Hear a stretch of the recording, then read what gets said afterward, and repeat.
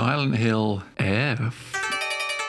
So I just streamed this game about 2 or 3 days ago, front to back, and I just came away from it completely fascinated with the entire experience of it. Wasn't too hot on the combat. There was maybe a bit too much of that for my taste, but the story just gripped me. Like it was something that I came away from just wanting to dissect and understand and work through.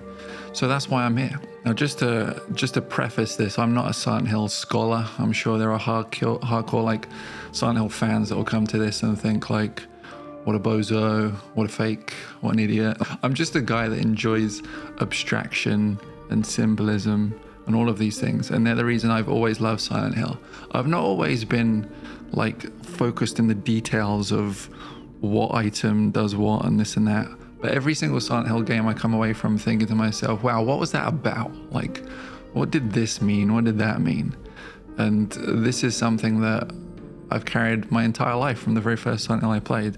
So I'm here at Silent Hill F, and I feel like this game is really important. Like we need games like this. We need games with this sort of caliber of production that are saying things as abstract and as, you know, hard to process as Silent Hill F is. So, you know, I appreciate that Konami took a chance on this, which is insane to me. Like the fact that we've gone full 360, sorry, that'd be the same place, 180, we've gone full 180, and we're now making original Silent Hill games that say really challenging, probably quite difficult things. So what I want to do now is just try and sort of break down what I've seen. Once again, I'm not a full scholar. I've had to sort of look up some aspects of this game to see their importance and stuff. But I am interested in what this game represents and what it's trying to tell us. But before I do that, just a quick begathon. I'm on, I think, 94 subscribers as of my last check. And you know, I'd love to hit 100. I really would. So if you enjoy this, only if you enjoy this, I'm not saying sub now, watch the video first. But if you enjoy this video, please sub, like all of these interactions are huge for a tiny channel like mine. So please do interact if you get anything out of this video.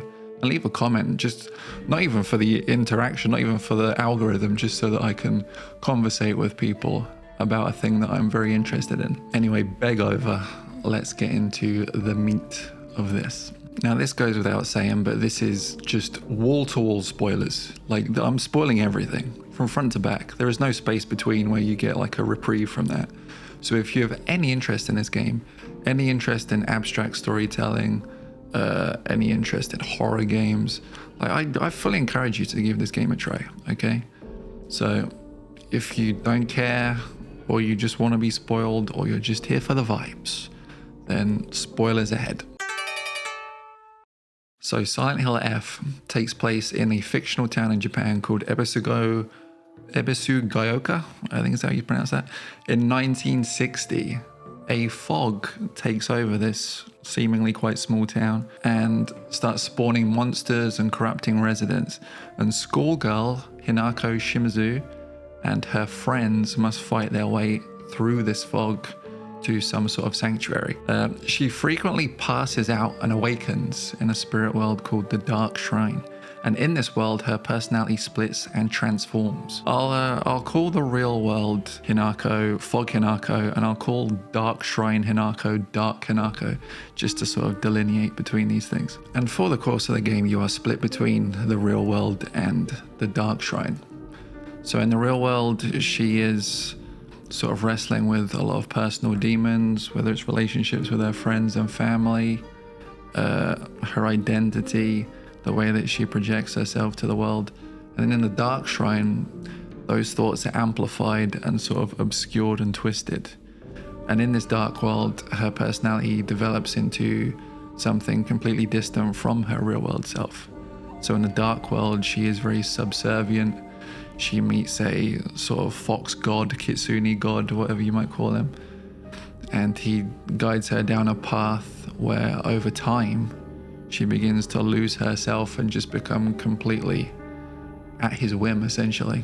Just devoid of any personal thought. And you see her physically change in the Dark Shrine. So she has her arm removed and replaced with like a wolf's arm.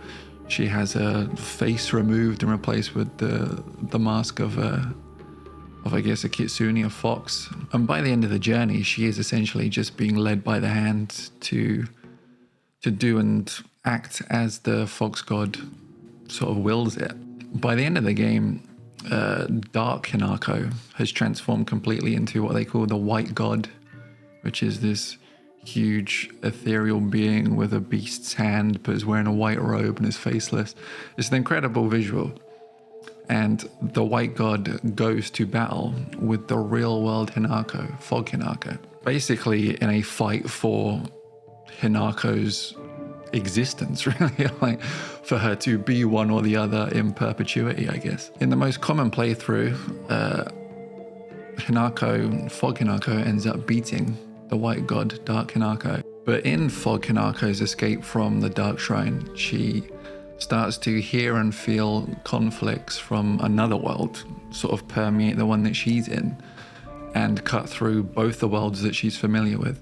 And by the end of this entire ending sequence, we find that Hinako has actually been a woman of 20-something who is ready to be married. And at the altar, on her wedding day, she has gone into some sort of episode and killed at least 3 of the wedding party. And that's how it ends, on the most usual playthrough. But what's really going on here?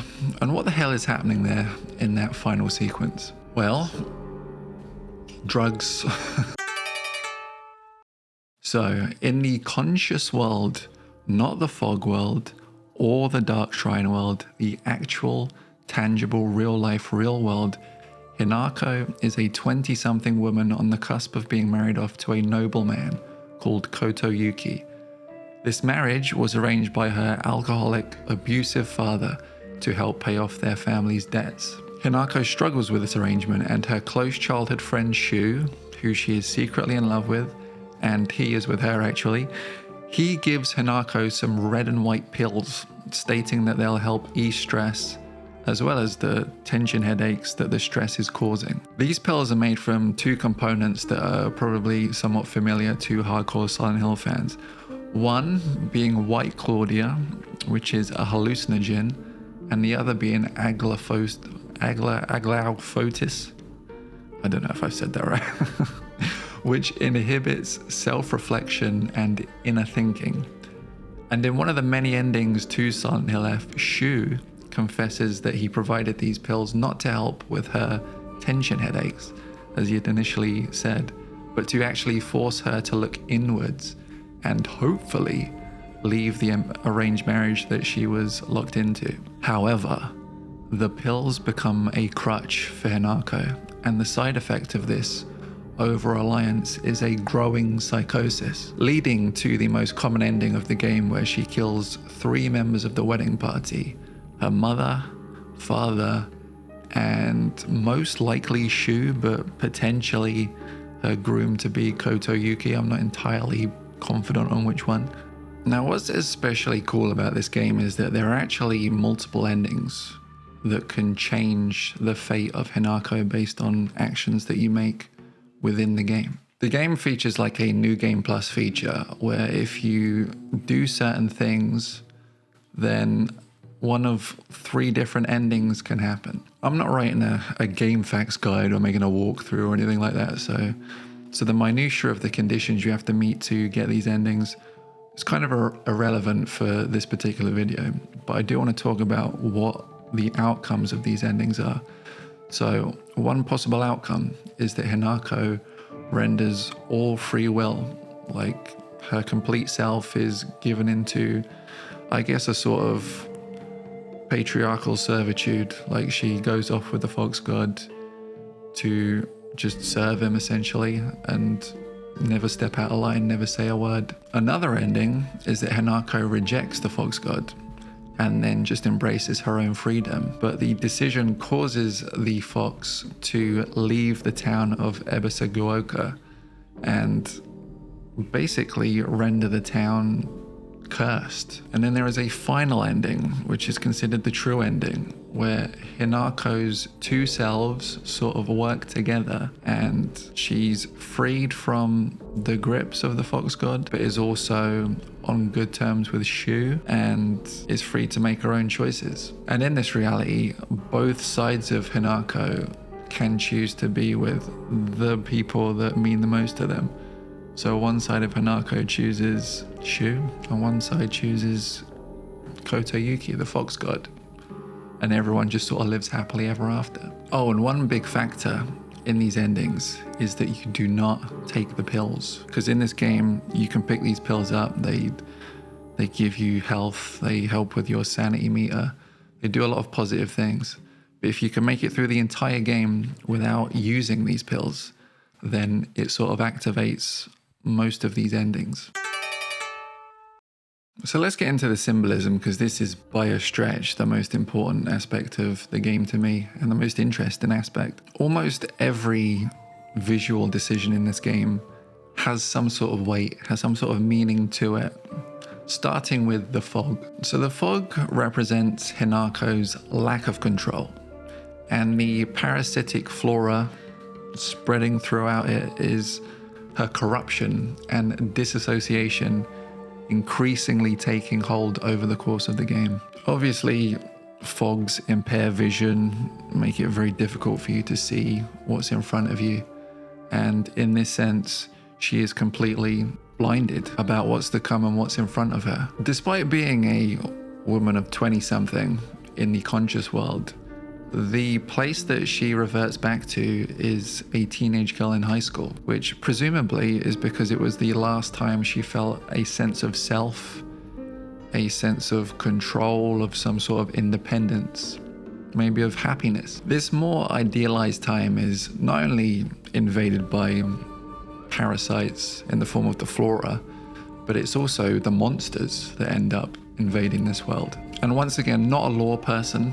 I can only speak to what I think they represent just in existence. And there are quite a few of them, so you'll have to bear with me here. The marionettes. These are sexualized dolls that represent an image that Hinako feels is being imposed upon her of a beautiful husk that exists to do terrible things without autonomy. The glowing monster with like the orange or blue bits that come out of its face, a representation of unwanted male lust, which launches at Hinako and just pins her down and licks her. The vomiting monster with the stacks of faces, another male representation, this time of hateful and toxic verbal abuse. The stacked porcelain dolls, a bastardized twist on adolescence, turning the innocence of her childhood into a nightmare. There's the shackled monster, which is a monster that reacts to sound by lashing out, which likely represents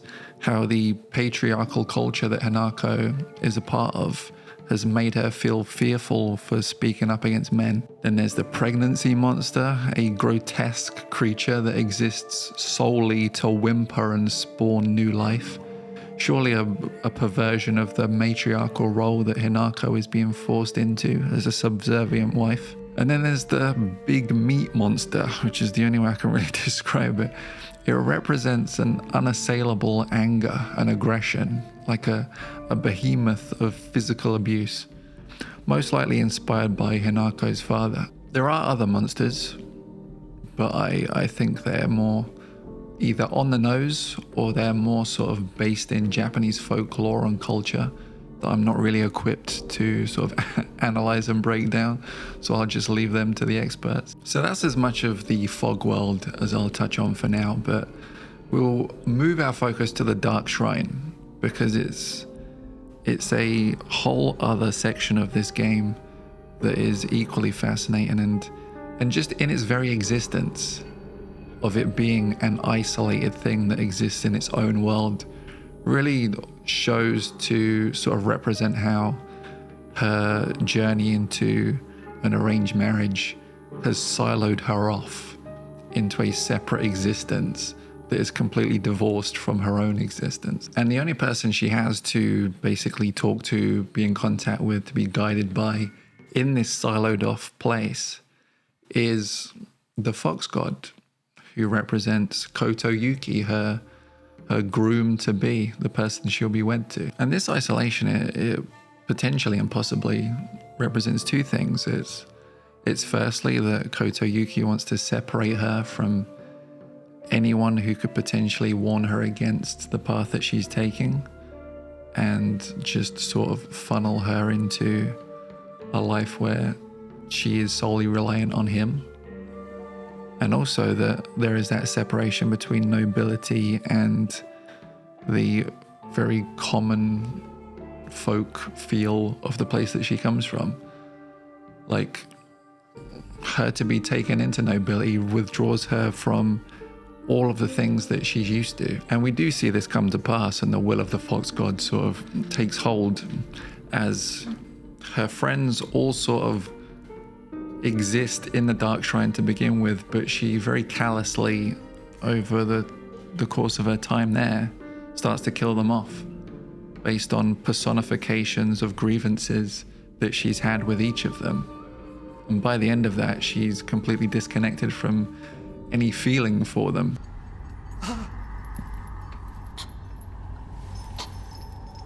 It's all right. Whatever the outcome, I'll respect my partner's choice.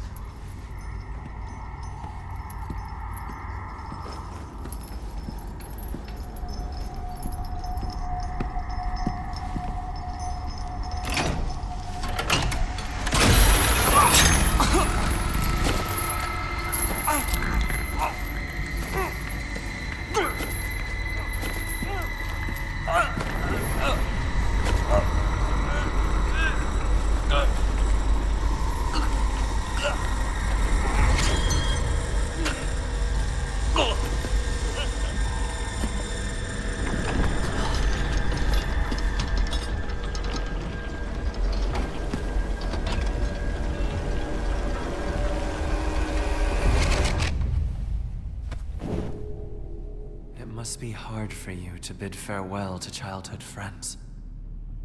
Yes.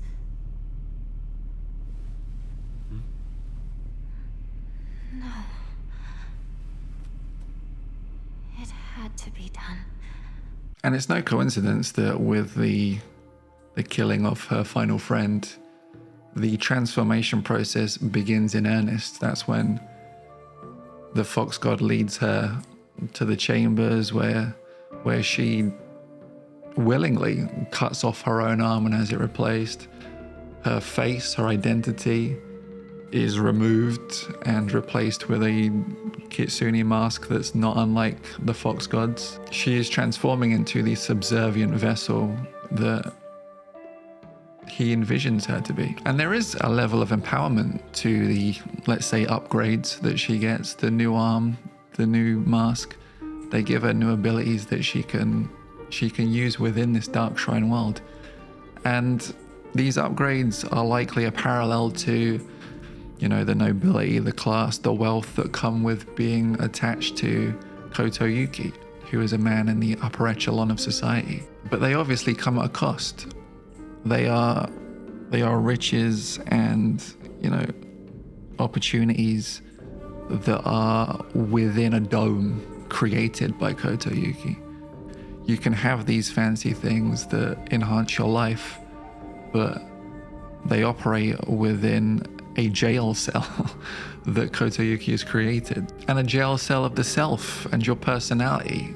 So the game concludes with each Hinako, Fog Hinako and Dark Hinako, basically trading places and permeating each other's worlds, with Dark Hinako ending up in the Fog world and Fog Hinako ending up in the Dark Shrine. And this is kind of representative of the breaking point that Hinako has reached. Her two segmented personalities are now sort of blurring the edges of each other and working their way into the places that seemed secluded before eventually coming together to have a once and for all face-off, essentially, to see which Hinako prevails as the true personality. And the curious part about this face-off is that Fog Hinako is essentially facing off against what is what is an eldritch bride. Like the embodiment of marriage is what Fog Hinako is taking on and ultimately beating. But in doing so, she is given into the psychosis and is murdering 3 people at a wedding ceremony. And that is where we end this journey with a woman pushed beyond the brink of sanity because she has no real autonomy and no choice in her future, sold off by an abusive man who is meant to be her protector to a rich man who sees her as property. And ultimately, for all of the fantastical beasts, the mythical Japanese folklore, all of the incredible things and the creatures and all of this stuff, like what it comes down to is just a human story that we've seen throughout history. One about a woman in a patriarchal society, 1960 in Japan, who struggles to accept the notion that she can't just be in control of her own destiny. Hanako's life belongs to powerful men, whether it's the power of aggression and violence or it's the power of money and wealth. And it's only through repeatedly experiencing this whole nightmare that you manage to find solace or find a happy resolution to her story. You have to keep doing it over and over again until you get that ending that is just. And that is why this is such a special game, I think, is because it's got something to actually say, which is so rare in modern gaming, especially from a game that's got this kind of production weight behind it. So it was, I guess, a pleasure to play as maybe making it more positive than it is, but it was a very gripping experience is what I will say. And I just wish that we had more stuff like this. That is it. Thank you for watching this. If you've made it all the way to the end, what a brave little soldier you are. Thank you so much. Once again, your subscriptions and your likes and your comments, infinitely appreciated. Have a good Halloween. It's the best month of the year.